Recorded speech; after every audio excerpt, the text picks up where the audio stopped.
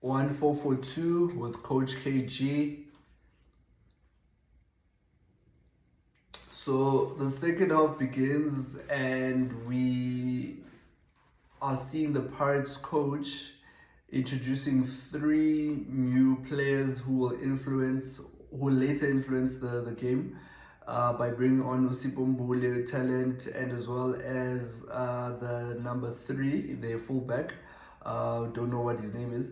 And as a result, this changes the complexity of the game dramatically, in a sense that it is important to note that Orlando Pirates was playing with a 1-4-3-3 formation in the first half. In the first half, and then in the second half, they reverted to a 1-4-1-2-3 formation. And Obed College in the first half was playing with a 1-4-2-3-1 formation, and they decided to keep this formation in the second half as well. So how the three new players for Orlando Pirates changed the game is that they allowed Apollos and Lukamo to tuck in. That was the first critical coaching point that I saw. Secondly was the fact that in allowing Apollos and Kamo to tuck in, it then allowed Ubandile Shandu and the number three fullback to then start bombarding more on the flanks, making overlapping runs to create a support within the width. Thirdly was the fact that by them not playing two CDMs but by playing one CDM in the talent, they then overloaded the midfield of Orwell College, and then it then created a situation where there was 2v1 situations, 1v1 situations that they could exploit. Fourthly was the fact that everything that they did in the sense of a press was always initiated as a pack. So in the first half, the ball circulation was correct on the Orbit College's end, but the problem was that Orlando Pirates always, when they wanted to initiate the press, there was always two players trying to mark four players, and this is going to be a problem because it's draining if we don't do the press as a team. Rather, if only one individual does the press or two players do the press. So the difference was that they now did it as a pack. So Apollos, Kamo, and Mabasa's close proximity to each other then allowed them to do what we call a successful press. And then the sixth point was the fact that them allowing Usipho Mbule to push more up, ukuthi azosupporta uTito, Apollos, Kamu, Shandu, and the number three.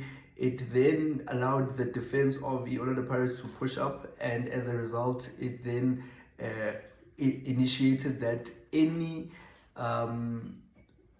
first or second balls that could be won by Orbit College, Orlando Pirates was on top of any person that had the ball at the time, which then created pressure to then make mistakes. So as a result, now they knew Orlando Pirates that the time that we gave the players to have time on the ball, really to circulate the ball, we are going to stop that, so that whenever we just want the ball, we just take it from them and just go forward, and we are going to use what we call triangular passes and as well as square passes in order to be able to beat any blocks that could be happening at that point.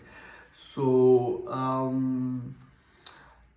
yeah, that was just it. And look, well deserved from the Pirates, especially in the second half, because had they continued playing the way that they did in the first half, the score would have remained 0-0, because at that point they lacked intensity, low tempo, and the fact that Orbit College had answers to any ideas that Orlando Pirates wanted to initiate at that point.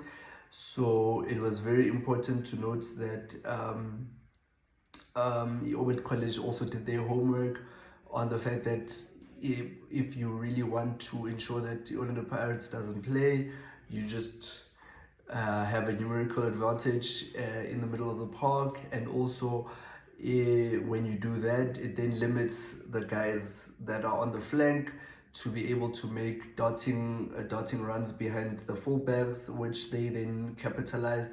If you also check the goal that they scored, I think it was last week, Saturday, or the other week, the first leg of the MTN 8 quarterfinals or semi-finals rather, that what we call a diagonal pass from Umbogazi to Ukamo to be able to beat the fullback. So well played by Orbit, but unfortunately with these games, when you play these big teams, quality always shows, and I think that's what happened. But they must chin up, put their head up high, because they did a really remarkable job in being able to match the Orlando Pirates toe to toe. Not a lot of teams are going to be able to do that this season, but we'll see. And that, ladies and gentlemen, is just my coaching points, my match analysis of the Orlando Pirates versus Orbit College game. Thank you for listening. Adios, amigos.